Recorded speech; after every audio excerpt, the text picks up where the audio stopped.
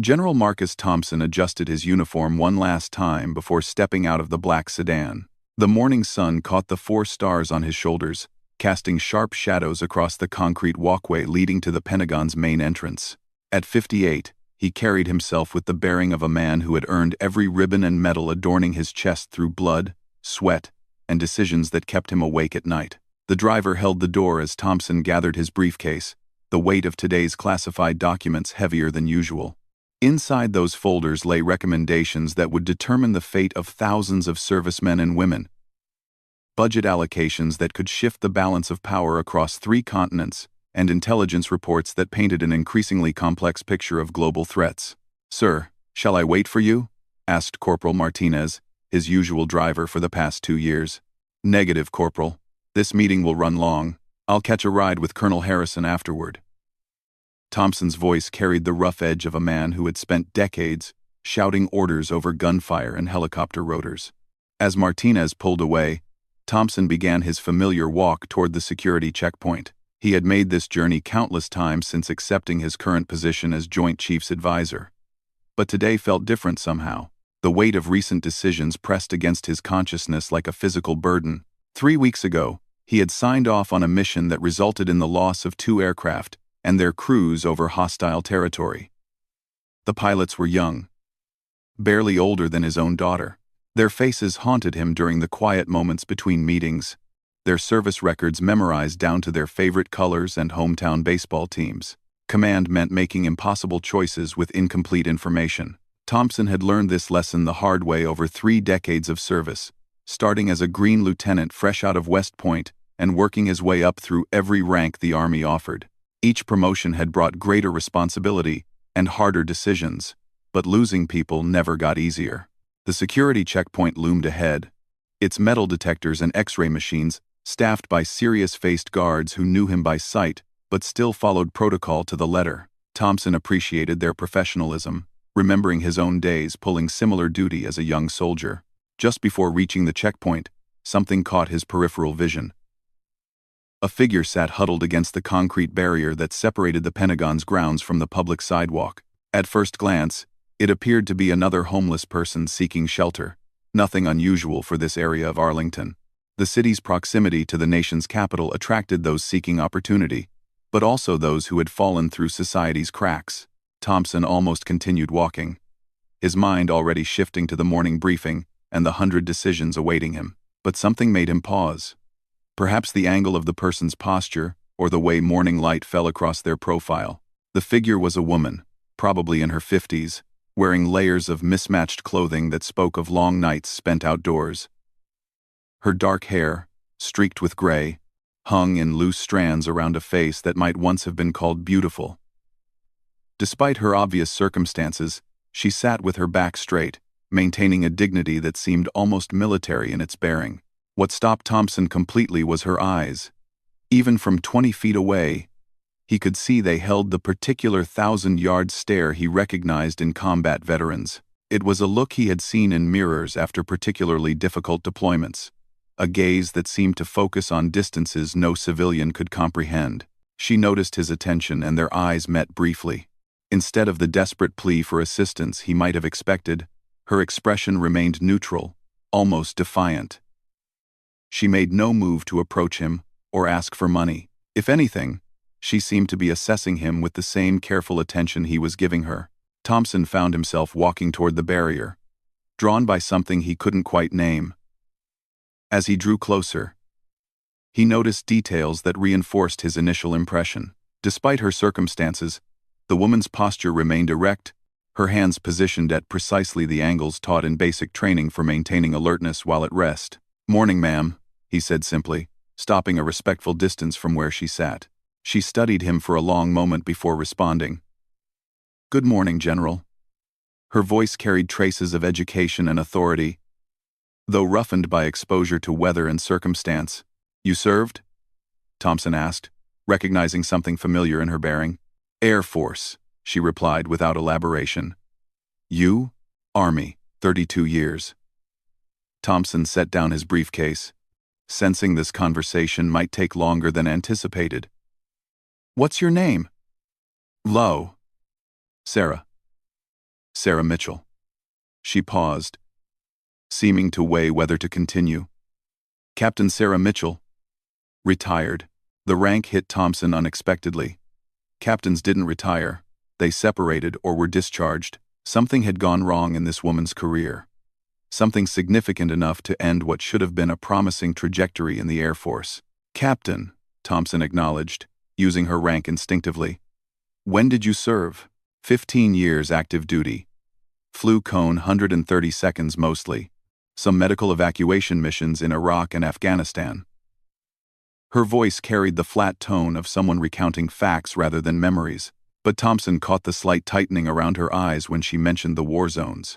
Transport pilots, especially those running medical evacuation missions, saw things that stayed with them. Thompson had worked with enough Air Force personnel to understand the unique pressures faced by those who flew into dangerous situations to extract wounded soldiers. These pilots often made the difference between life and death, their skills and courage the thin line between getting everyone home or losing them forever. Medevac, Thompson repeated thoughtfully. That's serious business. Was my job. Sarah's response carried the understated professionalism Thompson associated with the best military aviators. They didn't boast about their accomplishments or seek recognition for doing what needed to be done. Something about her manner triggered a memory. Distant, but persistent. Thompson found himself studying her face more carefully. Searching for recognition. 15 years of active duty flying transports would have put her in the same theaters where he had served during his middle years, when he was a colonel commanding forward operating bases. Where did you serve in Afghanistan? He asked. All over. Bagram, Kandahar, smaller forward bases, wherever they needed us. Sarah shifted slightly, and Thompson noticed she favored her left leg, an old injury, probably service-connected. The pieces began falling into place slowly. Afghanistan. Medical evacuation missions. A female C-130 pilot. Thompson's memory reached back through years of deployments and operations, searching for connections he couldn't quite grasp. What happened? Thompson asked gently. To your career, I mean. Sarah's expression hardened slightly. Medical discharge. PTSD, they said. Apparently saving lives wasn't enough to overcome having nightmares about the ones we couldn't save. The bitter edge in her voice spoke to experiences Thompson understood too well. The military's handling of psychological injuries had improved over the years, but not before destroying careers and lives of soldiers, sailors, airmen, and Marines who had given everything in service to their country. I'm sorry, Thompson said, meaning it. The system failed you. The system failed a lot of us. Sarah replied. But that's not your responsibility, General. You've got enough weight on your shoulders without adding mine. Her perceptiveness surprised him. Most civilians, even veterans, didn't recognize the particular burden carried by senior officers. Sarah's ability to read his situation suggested either exceptional insight or direct experience with command responsibility. You sound like you know something about command, Thompson observed. Flew enough missions carrying officers to understand the job never ends. Even when the shooting stops, someone has to make the hard decisions. Sarah's gaze drifted toward the Pentagon's imposing structure. Especially in there, Thompson followed her line of sight to the building that housed the nerve center of American military power. Inside those walls, decisions were made daily that affected millions of lives around the world. The weight of that responsibility never left, even during brief moments like this. Can I ask you something, Captain? Thompson said, settling into a more comfortable position. Do you ever have moments where something feels familiar? Like you've lived through a situation before? Sarah's expression shifted, becoming more thoughtful. You mean like déjà vu? Something like that. But more specific, like meeting someone and knowing you've encountered them before, but not being able to place exactly where or when. Thompson found himself opening up to this stranger in a way that surprised him. All the time, Sarah admitted, especially with other veterans. We've all been through similar experiences, sometimes in the same places. The wars weren't that big. When you think about it, everyone ended up crossing paths eventually. Her words resonated with Thompson's growing sense of familiarity. Afghanistan had been a relatively small theater of operations, especially for those serving in leadership positions or specialized roles. It was entirely possible their paths had crossed during deployment, perhaps during one of the many evacuation missions he had coordinated or witnessed. "I keep thinking I know you from somewhere," Thompson said honestly. "Something about your voice, maybe your mannerisms. It's like a memory trying to surface but staying just out of reach." Sarah studied him with renewed interest. "You commanded forward bases?" "Several. Fob Chapman, Fob Shank, some smaller outposts that didn't make it onto most maps." Thompson recited the names of places that had consumed years of his life, each carrying memories of decisions made and prices paid. "I flew into Chapman regularly," Sarah said slowly. "And Shank. Did a lot of casualty evacuations from the smaller bases too." The conversation was interrupted by Thompson's phone buzzing with an urgent message. He glanced at the screen and saw a reminder about his morning briefing. Now only 20 minutes away. Duty called, but for the first time in months, he found himself reluctant to answer. "I have to go," Thompson said reluctantly, gathering his briefcase. "But I'd like to continue this conversation, if you're willing." Sarah nodded. "I'm usually here most mornings. Not many other places to go." Thompson reached into his wallet and pulled out a business card, then hesitated. Giving his personal contact information to a homeless veteran might complicate his security clearance. But something about Sarah made him trust his instincts. "This has my direct number," he said, handing her the card. "If you need anything, or if you remember where we might have met, please call." Sarah took the card, studying it briefly. "General Marcus Thompson," she read aloud. "I'll remember."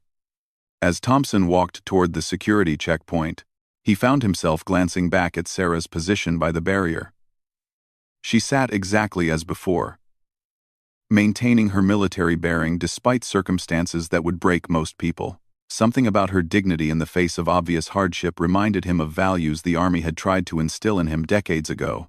The security guards processed him efficiently, but Thompson's mind remained focused on the unexpected encounter.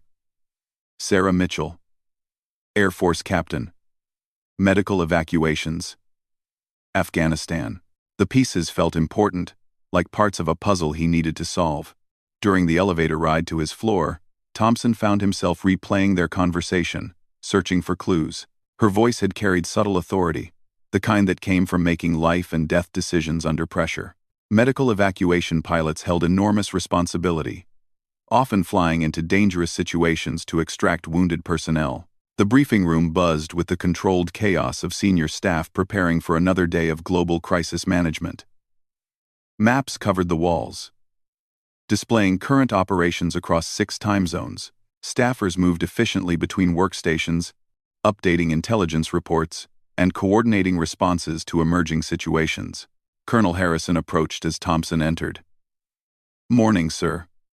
We've got updates on the situation in Eastern Europe and new intelligence regarding the missing aircraft from last month's operation." Thompson nodded, forcing his attention to immediate responsibilities. But part of his mind remained focused on Sarah Mitchell and the persistent feeling that their encounter held significance beyond coincidence. As the briefing began, Thompson found himself studying the Afghanistan deployment maps displayed on the wall screens. Somewhere in those geographic details lay the connection he was searching for, a moment in time when their paths had crossed under circumstances he couldn't quite remember. The morning progressed through standard agenda items, budget allocations, personnel decisions, operational updates. Thompson participated fully, his decades of experience allowing him to function effectively while part of his consciousness worked on the puzzle Sarah presented. During a brief break between presentations, Thompson approached the wall map of Afghanistan. His finger traced the routes between major bases, the same corridors where transport aircraft would have operated during peak deployment years. Medical evacuation missions followed predictable patterns, responding to casualties from forward operating positions and smaller outposts. Something about those flight paths triggered another fragment of memory. A night mission. Urgent casualties. A pilot's voice over radio communications. The details remained frustratingly vague, like trying to remember a dream after waking. "Sir?" Colonel Harrison's voice interrupted his thoughts. Ready for the next briefing? Ready? Thompson turned from the map, his professional focus returning. Absolutely, Colonel. But even as he listened to intelligence updates and operational reports, part of his mind continued working on the Sarah Mitchell puzzle. The feeling of recognition had been too strong to dismiss as imagination, the details too specific to explain as coincidence. By the time the morning briefings concluded, Thompson had made a decision. He would return to the barrier tomorrow morning, hoping to continue the conversation with Sarah. Something important lay buried in their shared history, something that demanded understanding. The rest of his day proceeded normally, filled with meetings, decisions, and the endless stream of responsibilities that defined his position. But underneath the routine, anticipation grew for tomorrow's encounter with the mysterious Air Force veteran who carried herself like royalty despite living on the streets. As evening approached, Thompson found himself looking forward to the morning with unusual intensity. Sarah Mitchell represented a puzzle he needed to solve, a connection to his past that might illuminate something important about his present. Whatever had brought them together at that moment, by that barrier, felt like more than coincidence. The general who had spent decades making decisions affecting thousands of lives found himself genuinely curious about the story of one homeless veteran whose dignity and bearing suggested heroism hidden beneath circumstance. That night, sleep eluded General Thompson completely. He lay in his Arlington bedroom, staring at the ceiling while fragments of memory swirled through his consciousness like pieces of a broken mirror, each shard reflecting moments from a different time and place. The encounter with Sarah Mitchell had unlocked something deep in his mind. A door he hadn't realized remained closed. He rose before dawn, abandoning any pretense of rest, and made coffee in his kitchen while watching the sun emerge over the Potomac.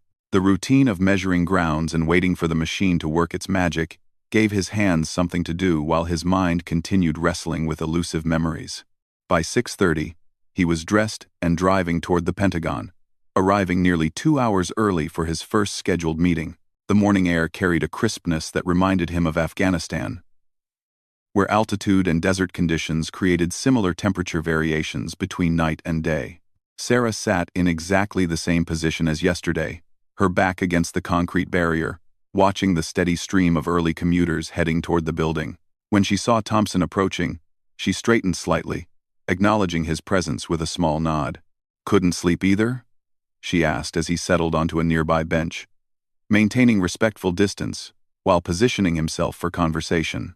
"Not much," Thompson admitted. "Kept thinking about our conversation yesterday. The feeling that we've met before." Sarah's expression became more serious. "I had the same problem. Kept going over deployment memories, trying to place your face and voice. There's something there, but it's like looking at shapes through fog." Thompson opened the thermos of coffee he'd brought and poured a second cup from the extra container in his briefcase. "Thought you might want some," he said, offering it to Sarah.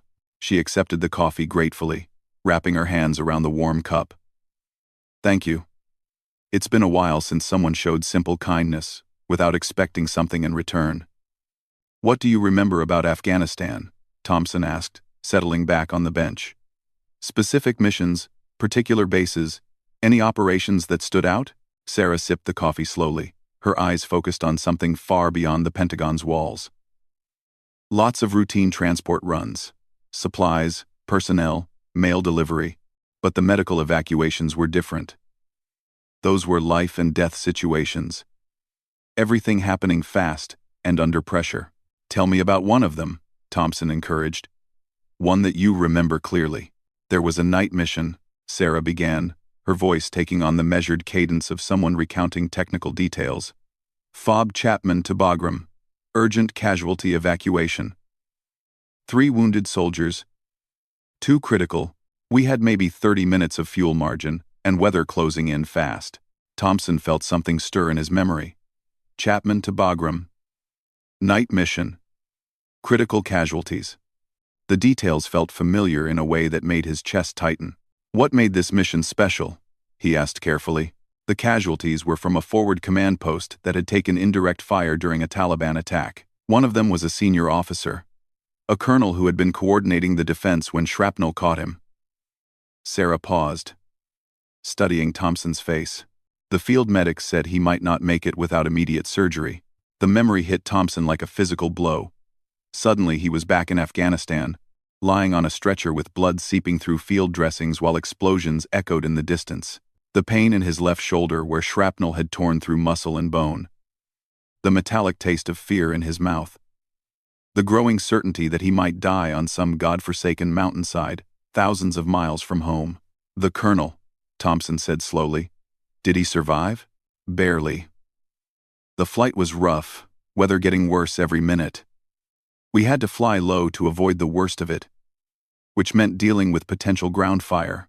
The medical team worked on him the entire flight, trying to keep him stable until we could reach the trauma surgeons at Bagram." Thompson's hand moved unconsciously to his left shoulder, where surgical scars remained hidden beneath his uniform. That night had changed everything for him, not just because of the physical wounds but because of what he had learned about courage under pressure. "I was that colonel," Thompson said quietly. Sarah's coffee cup stopped halfway to her lips. For several seconds, neither spoke as the implications settled between them. March 15th, 2009. Thompson continued. Forward Operating Post Kamdesh. We were coordinating a supply convoy when the attack started. Rocket-propelled grenades, small arms fire, the works. I was in the command bunker when a mortar round landed close enough to bring down part of the roof. Sarah set down her coffee cup with hands that trembled slightly. "You were unconscious when we loaded you. The medic said you'd lost a lot of blood.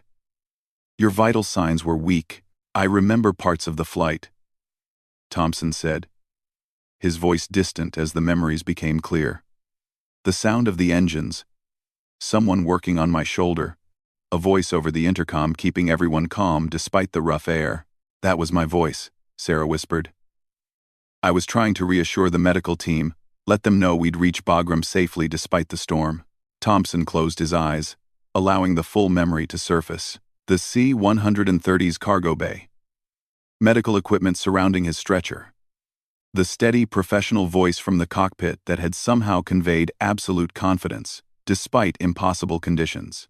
"You saved my life," Thompson said simply. "I was doing my job," Sarah replied. But her voice carried emotion now, instead of the flat professionalism she had maintained. "No," Thompson said firmly. "What you did went beyond duty. I learned later that you flew through weather that should have grounded any aircraft, navigated around enemy positions that could have shot us down, and got us to Bagram 15 minutes ahead of schedule when every minute counted." The memories continued flowing back as Thompson spoke. The debriefing sessions during his recovery, when intelligence officers had explained the full scope of what had happened that night. Sarah had received urgent coordinates for the evacuation pickup, but the planned route would have taken them directly over known enemy positions during a coordinated Taliban offensive. Instead of following standard procedures, she had plotted an alternative course that avoided the worst threats while dealing with weather conditions that forced other aircraft to remain grounded. The flight had required exceptional skill and courage, threading between mountain peaks in near-zero visibility while maintaining the stability necessary for the medical team to work. The flight surgeon told me later that another 10 minutes would have been too late, Thompson continued. The shrapnel had nicked an artery that they couldn't repair in the field. If we hadn't reached Bagram when we did, "I remember that surgeon," Sarah said. "Commander Patricia Hayes. She came to find me after the operation. Told me you were going to make it. Said it had been close, but the timing made the difference." Thompson nodded. "Dr. Hayes. She saved my life too. But only because you got me there in time. I spent 6 weeks recovering at Landstuhl before they could clear me to return to duty." "You came back?" Sarah asked, surprise evident in her voice. "Took some convincing, but yes. Finished out the deployment. Then did 2 more tours in Afghanistan." Thompson paused, studying Sarah's face. "I tried to find you afterward, to thank you properly. But personnel records are complicated, especially for Air Force attached to Army operations. You looked for me?" The question carried a note of wonder, as if the idea of someone seeking her out was foreign. "For years," Thompson admitted. "Every time I got promoted, gained access to more comprehensive personnel databases, I would search for Captain Sarah Mitchell, Air Force transport pilot. I wanted to make sure you received proper recognition for what you did. Sarah's expression grew bitter. Recognition wasn't exactly what I received. Thompson leaned forward, sensing the pain behind her words. What happened to your career, Sarah? The real story. She was quiet for a long time, watching morning traffic increase as the Pentagon's workforce arrived for another day. When she finally spoke, her voice carried the weight of old injustices and broken promises. 6 months after your evacuation, I flew another medical mission, Forward Operating Base Vegas, multiple casualties from an improvised explosive device, 5 wounded soldiers, all critical injuries. Sarah's hands tightened around the empty coffee cup. 5. One of them was barely 18 years old, kid from Iowa who'd been in country for less than a month. Thompson waited patiently, recognizing the careful way trauma survivors approached their worst memories. The weather was clear. No enemy activity reported in our flight corridor. Should have been routine, except the kid was bleeding out faster than the medics could handle. They kept asking me to push the aircraft harder, get more speed somehow. You pushed the engines beyond safe parameters, Thompson guessed. Way beyond. Redlined everything just to buy those medics a few extra minutes. The kid's vital signs were crashing, and I could hear the panic in the medical team's voices even through my headset. Sarah's voice became mechanical, reciting facts rather than reliving emotions. We made it to Kandahar in record time, saved the kid and 2 others who might not have survived a longer flight. But, Thompson prompted gently, but pushing the engines that hard caused permanent damage. Maintenance discovered stress fractures in critical components during post-flight inspection. The aircraft was grounded pending investigation. And I was brought up on charges for recklessly endangering the aircraft and crew. Thompson felt anger building in his chest. Military bureaucracy at its worst, punishing results instead of recognizing heroism. What were the charges exactly? Violation of flight safety protocols, exceeding operational parameters without authorization, risking aircraft and crew for non-essential mission acceleration. Sarah's bitter laugh held no humor. Non-essential. That's what they called saving lives. What happened at the hearing? Court-martial. 3-day proceeding where they focused entirely on technical violations and ignored the lives saved. The medical team testified that the faster flight time had made the difference for multiple casualties. But the prosecutor argued that proper procedures would have achieved the same result without risking equipment. Thompson had seen similar proceedings throughout his career. Instances where military justice became more concerned with following rules than recognizing the reality of combat situations. The system was designed to maintain order and discipline, but sometimes it failed to account for the impossible choices faced by those serving in war zones. What was the verdict? He asked. Guilty on all charges. They offered me a choice. Accept administrative separation with reduced rank and forfeiture of benefits, or face dismissal and potential prison time. Sarah's voice remained steady, but Thompson could see the pain in her eyes. I took the separation. That's not justice, Thompson said flatly. That's bureaucracy failing the people it's supposed to protect. The kid from Iowa sent me a letter afterward, Sarah continued. Found out somehow what had happened to me. Thanked me for saving his life, and said he was sorry the system had punished me for it. He was planning to re-enlist, wanted to become a medic himself. Thompson felt the full weight of institutional failure settling around them. Sarah Mitchell had risked her career to save lives, just as she had done for him years earlier. Both times, her actions had demonstrated the highest values of military service. Selfless commitment to the welfare of others, personal courage in the face of danger, and the willingness to sacrifice for the mission. How long ago was the separation? Thompson asked. 8 years. I tried civilian flying for a while, but the nightmares got worse. Couldn't focus properly. Started making small mistakes that could have become big problems. Lost my license after a medical evaluation revealed the PTSD diagnosis. 8 years of decline from decorated military pilot to homeless veteran living on the streets.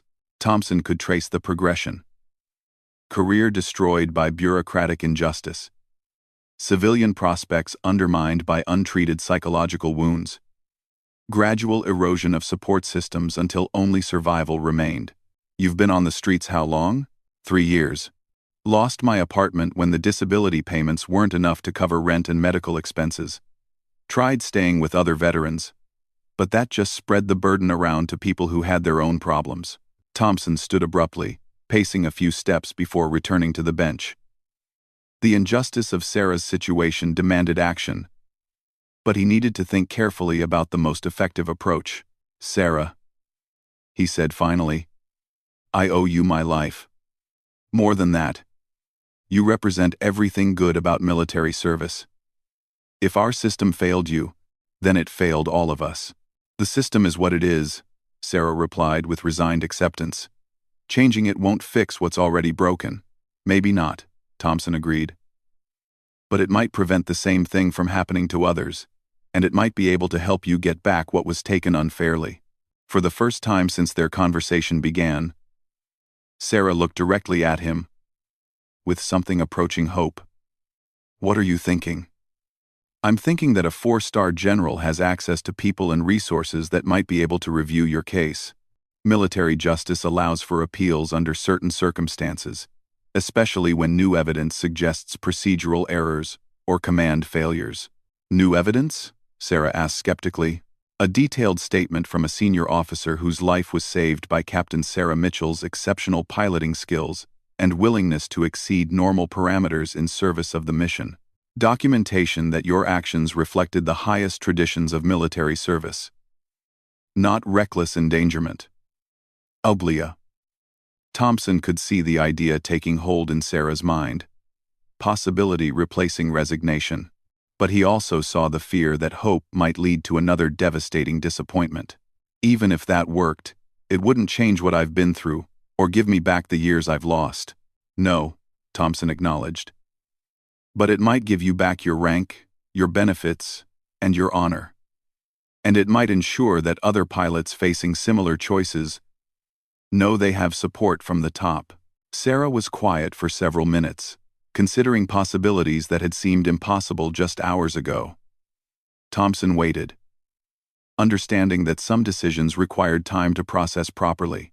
"Why would you do this for me?" she finally asked. "You have enough responsibilities without taking on one broken veteran's problems." Thompson stood again, checking his watch.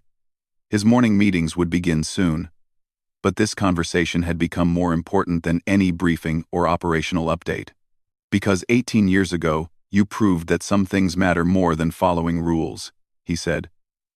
"You saved my life by choosing to do what was right instead of what was safe. Maybe it's time someone returned the favor." General Thompson entered the Pentagon that morning with a sense of purpose he hadn't felt in months. The stack of routine briefings and administrative tasks that normally consumed his attention seemed insignificant compared to the mission he had set for himself. Sarah Mitchell deserved justice, and he possessed the authority and connections necessary to make it happen. His first stop was the office of Colonel Patricia Reeves, the Pentagon's chief legal counsel for military personnel appeals. Reeves had built her reputation on meticulous attention to detail and an unwavering commitment to ensuring military justice served its intended purpose, rather than merely processing paperwork. "Patricia," Thompson said as he entered her office without ceremony, "I need your expertise on a case review." Colonel Reeves looked up from the legal brief she was studying, immediately recognizing the intensity in Thompson's expression. After 15 years of working with senior officers, she could distinguish between routine requests and matters that demanded immediate attention. "Good morning, General. What kind of case are we discussing?" Thompson closed the door and took a seat across from her desk. "Administrative separation. Air Force captain. Medical evacuation pilot. Court-martial 8 years ago for exceeding operational parameters during a life-saving mission." "That's oddly specific," Reeves observed. "Do you have personal knowledge of the case?" Quote, "I was one of the lives she saved," Thompson replied simply. "Captain Sarah Mitchell flew a medical evacuation that kept me alive when I should have died from combat wounds in Afghanistan. She was later court-martialed for the same type of heroic action that saved my life." Reeves set down her brief and gave Thompson her full attention. "Tell me everything you know about the case." For the next 30 minutes, Thompson recounted his memories of that March night in 2009, the subsequent recovery period, and his unsuccessful attempts to locate Sarah afterward. He described yesterday's unexpected encounter and Sarah's account of her court-martial and separation from service. The fundamental issue, Thompson concluded, is that Captain Mitchell was punished for demonstrating exactly the kind of moral courage and commitment to the mission that we claim to value in our officers. Her actions saved multiple lives on multiple occasions, but the system focused on technical violations instead of results. Colonel Reeves made notes throughout Thompson's account, occasionally asking clarifying questions about dates, locations, and specific details. When he finished, she leaned back in her chair with the thoughtful expression of someone analyzing complex legal terrain. "General, what you're describing suggests potential grounds for appeal based on command climate failure and disproportionate punishment relative to the offense. However, 8 years is a long time in legal terms. We'd need to establish compelling reasons why this case merits reopening." "What would constitute compelling reasons?" Thompson asked. "New evidence that wasn't available during the original proceedings. Testimony from beneficiaries of Captain Mitchell's actions, who weren't called to testify originally. Documentation of similar cases where officers received different treatment for comparable actions." Reeves paused, consulting her notes. "And strong endorsement from senior officers attesting to the value of Captain Mitchell's service." "I can provide the senior officer endorsement," Thompson said. "And I suspect there are other lives she saved whose beneficiaries were never contacted during the original proceedings. That's a start. But we'd also need to demonstrate that the punishment was disproportionate compared to established precedents." Reeves consulted her computer, accessing legal databases. "Let me research similar cases from that time period. If we can show that other officers received lesser punishments for comparable or worse violations, that strengthens the appeal." Thompson stood to leave, then paused. "Patricia, how long might this process take? If we can build a strong case, potentially 6 to 12 months for full review and decision. However, there might be interim measures available to assist Captain Mitchell while the appeal proceeds." "What kind of interim measures?" "Emergency financial assistance, temporary medical benefits, expedited disability processing if she qualifies. Veterans Affairs has discretionary authority to provide support pending resolution of service-connected appeals." Thompson felt the first surge of genuine optimism he'd experienced since encountering Sarah. "Make it happen, Patricia. Whatever resources you need, whatever authority I need to invoke. Consider this a command priority." Colonel Reeves nodded with the professional satisfaction of someone given clear mission parameters. "I'll begin immediately, sir. I'll need Captain Mitchell's service records, the court-martial transcripts, and medical documentation from your injuries if you're willing to provide it." "You'll have everything by end of business today," Thompson promised. His next stop was the office of General James Morrison, Deputy Chief of Staff for Personnel. Morrison controlled vast resources within the military personnel system and possessed the authority to expedite special cases when circumstances warranted. "Jim," Thompson said as he entered Morrison's office, "I need to discuss a personnel matter that requires immediate attention." Morrison, a longtime colleague and friend, gestured for Thompson to sit while finishing a phone call. When he hung up, his expression carried the mild concern of someone sensing an unusual request approaching. "What's on your mind, Marcus?" Thompson repeated Sarah's story, this time emphasizing the broader implications for military personnel policy and the message her case sent to other officers facing similar decisions in combat situations. "The problem isn't just one captain's unfair treatment," Thompson explained. "It's that her court-martial established a precedent that prioritizes equipment protection over mission accomplishment and life-saving actions. What signal does that send to pilots, medics, and other personnel who might face similar choices?" Morrison nodded slowly as he considered the policy implications. "You're right that mixed signals about mission priorities can create dangerous hesitation in combat situations. Officers need to know they'll be supported for making hard choices in service of the mission." "Exactly. And Captain Mitchell's case represents an opportunity to correct that message while addressing a clear injustice." "What specific actions are you requesting?" Morrison asked. "First, expedited review of her separation case with authorization for interim support. Second, a comprehensive policy review of how we handle cases where officers exceed normal parameters in life-threatening situations. Third, establishment of clear guidelines protecting officers who demonstrate moral courage in ambiguous circumstances. Morrison made notes while Thompson spoke. The policy review and guidelines make sense regardless of the individual case outcome. Those changes could prevent future injustices and provide clearer guidance for officers and review boards. Can you make it happen? The policy work, absolutely. That's overdue regardless of this situation. The individual case review will depend on the legal team finding solid grounds for appeal. But I can authorize interim support while that process unfolds. Thompson felt momentum building as he outlined his next steps. I'm also going to speak with some members of Congress who sit on the Armed Services Committee. Captain Mitchell's story illustrates broader issues with how we treat wounded veterans and military personnel who fall through bureaucratic cracks. Careful with the political angle, Morrison cautioned. But if you frame it as a systemic improvement rather than criticism of past decisions, that could generate useful support. By noon, Thompson had initiated a comprehensive campaign to address Sarah's situation and the larger issues it represented.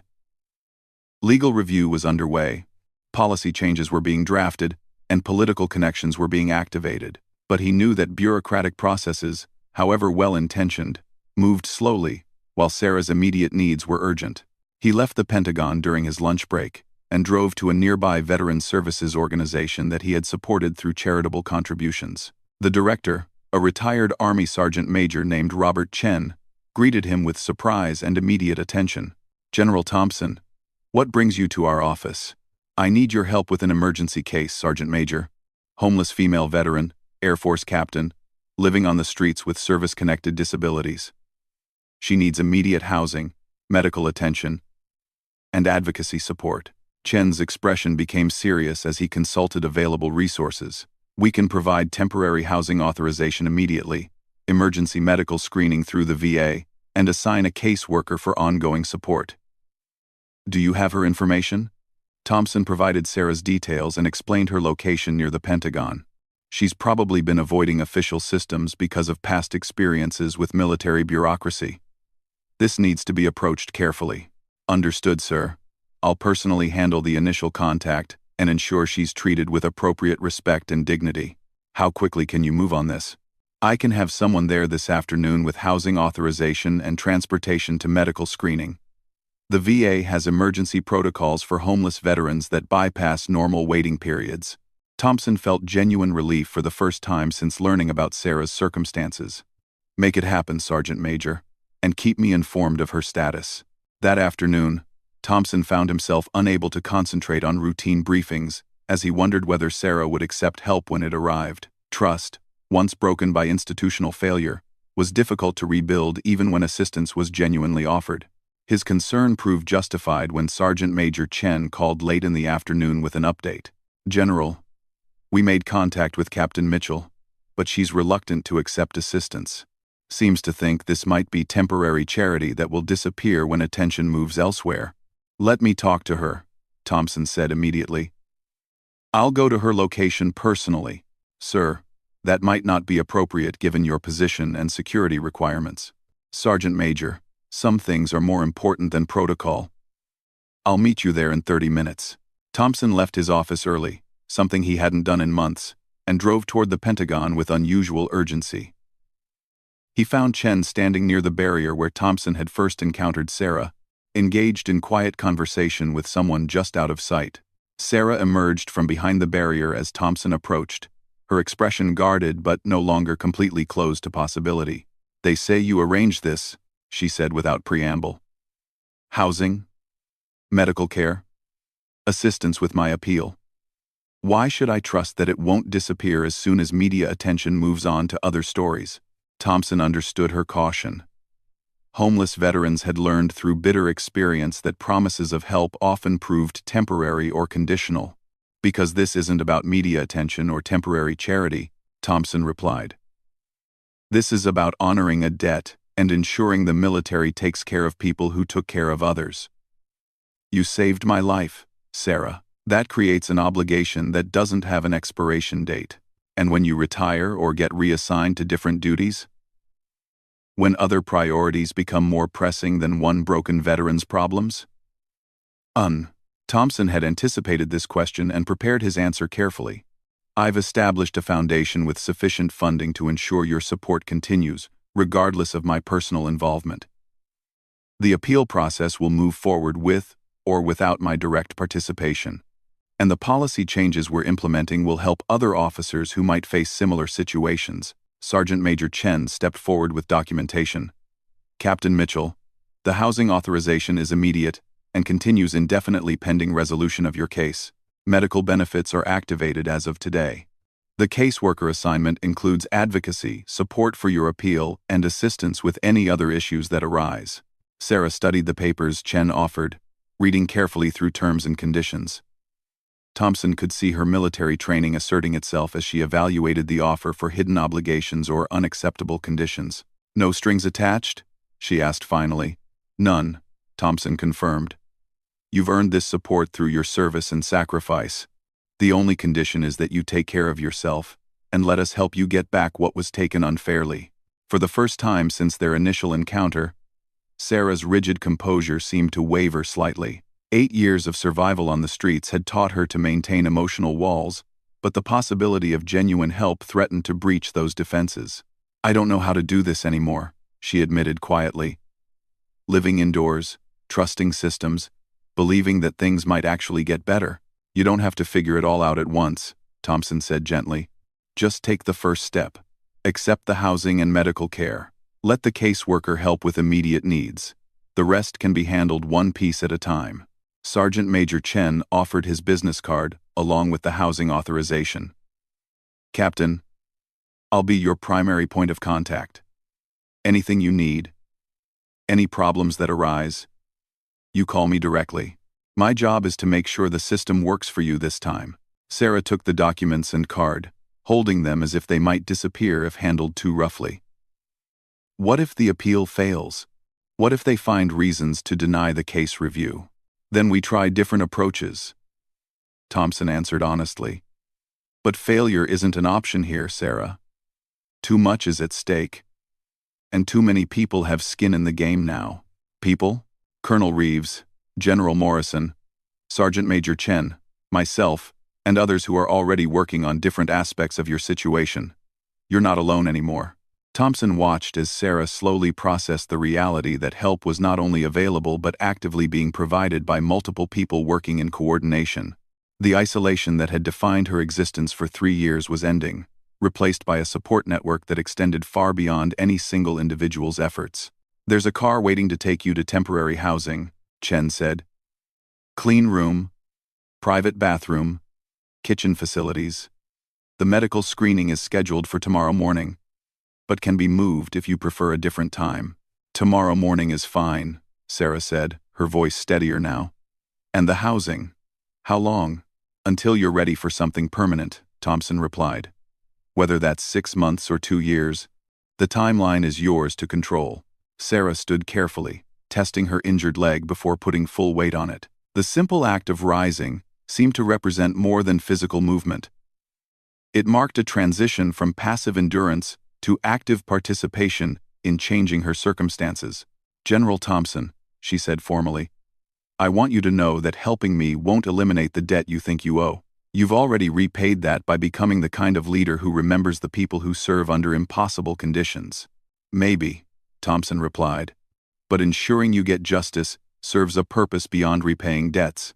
It demonstrates that the military honors its commitments to people who exemplify our values, even when bureaucratic failures temporarily obscure that truth. As Sarah gathered her few possessions and prepared to leave with Sergeant Major Chen, Thompson felt a sense of completion that had nothing to do with completing another successful mission. This was personal in a way that transcended professional obligation or institutional responsibility. Sarah, he called as she reached the waiting car. Do me a favor. When you're settled and ready, write down everything you remember about that night flight and the other missions where you made similar choices. Those stories need to be documented properly, not just for your appeal but for the historical record. You think anyone will care about one pilot's war stories? I think people need to understand what moral courage looks like in action. Your decisions under pressure exemplified the best traditions of military service. That example matters, especially for young officers who will face similar choices in future conflicts. Sarah nodded, understanding the larger purpose behind his request. I'll write it down. All of it. Thompson watched the car drive away, carrying Sarah toward the first stable housing she had experienced in 3 years. The immediate crisis was addressed. But more important work lay ahead in ensuring the systems that had failed her would function better for others. 6 months later, Thompson stood in the same conference room where he had first requested Sarah's case review. Colonel Reeves was presenting the final results of the appeal process to an assembly of senior officers and Pentagon officials. The review board found clear evidence of disproportionate punishment relative to comparable cases, Reeves announced. Captain Mitchell's separation is being changed to medical retirement with full benefits restoration. Her rank is reinstated. Her service record is being corrected to reflect the heroic nature of her actions. And she is being awarded the Distinguished Flying Cross for extraordinary heroism in aerial flight. What's her current status? Asked General Morrison. Stable housing, ongoing medical treatment for service-connected injuries, and considering offers from 2 civilian aviation companies for consulting positions. She's also been accepted into a graduate program in aerospace engineering, with full VA educational benefits. Thompson smiled at the news, remembering Sarah's intelligence and analytical skills from their conversations. Education and meaningful work would complete the restoration of her dignity and independence. More importantly, Colonel Reeves continued, this case prompted comprehensive policy changes in how we handle situations where officers exceed normal parameters in life-threatening scenarios. The new guidelines provide clear protection for personnel who demonstrate moral courage in ambiguous circumstances. How many other cases are being reviewed under the new standards? Morrison asked. 47 cases identified so far, spanning all service branches. Most involved medical personnel, pilots, or field commanders who made difficult decisions prioritizing mission accomplishment or life-saving actions over strict adherence to regulations. Thompson felt profound satisfaction knowing that Sarah's ordeal would prevent similar injustices for others. The institutional learning generated by her case would strengthen military culture and provide better support for leaders facing impossible choices under pressure. That evening, Thompson received a handwritten letter delivered to his home address. Sarah's familiar handwriting covered 3 pages describing her progress and gratitude, but also outlining plans for advocacy work with other veterans facing bureaucratic challenges. The system worked eventually, she wrote, but only because someone with authority and influence decided to make it work. That can't be the standard. Veterans shouldn't need a 4-star general's personal intervention to receive fair treatment. I want to help create better systems for those who don't have powerful advocates. Thompson folded the letter carefully and placed it in his desk drawer next to other documents that marked significant moments in his career. Sarah Mitchell had taught him important lessons about leadership responsibility and the obligation to care for those who serve with distinction under impossible circumstances. The homeless veteran he had encountered by accident outside the Pentagon had reminded him why he had chosen military service in the first place: to protect and serve something larger than himself, to ensure that courage and sacrifice were honored rather than punished, and to leave the institution better than he had found it. Sometimes the most important missions were the ones that found you unexpectedly, involving people whose heroism had been temporarily forgotten by the systems they had served with distinction. Thompson had learned that being a general meant more than commanding operations or managing resources. It meant remembering the human cost of service and ensuring that those who paid that price received the honor and care they had earned. Sarah Mitchell's story would continue, but now with the support and recognition she deserved, and her example would serve as a reminder to future leaders that moral courage sometimes required breaking rules in service of higher principles, and that such courage deserved protection rather than punishment. The street woman at the gate had turned out to be exactly what the military claimed to value most: a leader who put mission and people before personal safety, who demonstrated grace under pressure, and who never stopped serving others even when the system failed to serve her. Thompson made a note in his calendar to visit Sarah's new apartment the following week. Some conversations were too important to end, and some friendships were worth maintaining regardless of differences in current circumstances. The pilot who had saved his life had become much more than a debt to be repaid.